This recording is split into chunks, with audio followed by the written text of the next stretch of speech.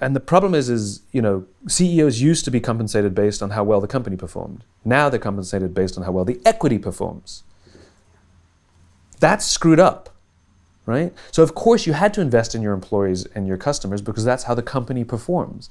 Now, if you announce layoffs, the stock price goes up.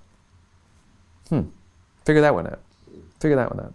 So the fact of the matter is, the theories that were proposed and pioneered and popularized in the 80s and 90s were done for a different time. They were done for short-term gains in years of prosperity with relative peace and a kinder, gentler Cold War.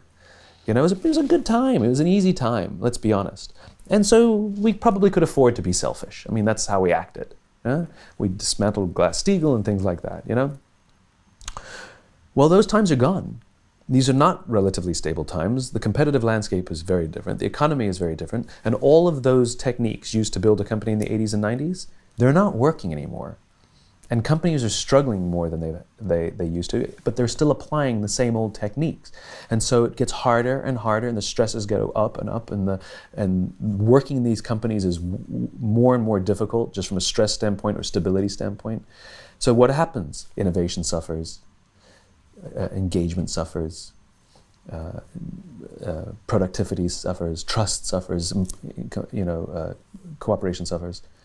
A few years ago, The Economist ran one of their multi-page, specials in the middle of the magazine, and it was all about the decline of innovation in the world. And they spent a whole bunch of pages making the case that innovation is on decline.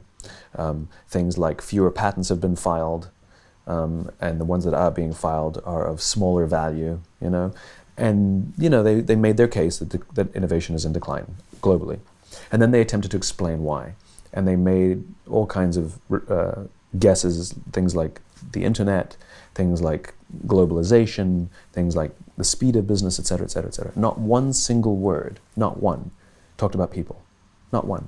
So my question is, who's coming up with all of these ideas? If you want to know why there's a decline in global innovation, it's because why should I take a risk? Because innovation requires experimentation, and experimentation requires failure. It's in the definition. So if there's a decline in innovation, why, A, should I give you my great ideas if there's a risk associated with them in an environment where fear is the norm, or at least lack of trust? And if I don't have ideas, I don't have anything to inspire me to come up with ideas, because I'm spending so much time focusing on the short term that I actually don't have time to figure out how to advance a cause or big ideas. It's just not, it doesn't even factor into my daily thinking. I'm too busy trying to, build my book of business or whatever I'm trying to do. So we're not fostering that innovation in these corporate No, we don't foster an environment. Right. Right. Startups are different because they can do it themselves and get paid themselves, but otherwise we're not. But they start out with an idea. They started out with an idea. Right. Right? Yeah. The reason for their existence is the idea. Yeah, I was at a company recently, and I heard, I think it was the CFO, and he stood up and said, our number one priorities are innovation and efficiency. And I was like, good luck with that, because ain't nothing efficient about innovation. It is wasteful. You have to throw so much money into R&D. You have to try things. You have to fail. You have to try again. That's just how it works. Nothing. You think the Wright brothers built one plane and it flew? Do you have any idea how many crashes they had before that plane finally took off? It's not in the design. It's in the trials.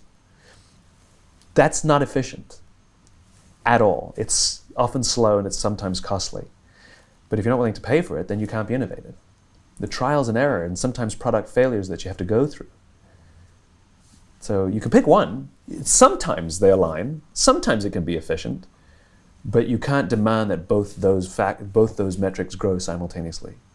And so I get a kick out of this. I get a kick out of the fact that very, very smart people who are leading or running, I'm not sure they're leading. You can't lead a company. You can only lead people. But you can run a company.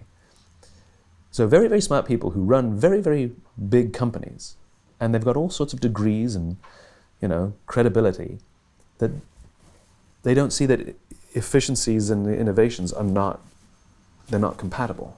It's oil and water, Sometimes they can be mixed if you shake them up, I guess.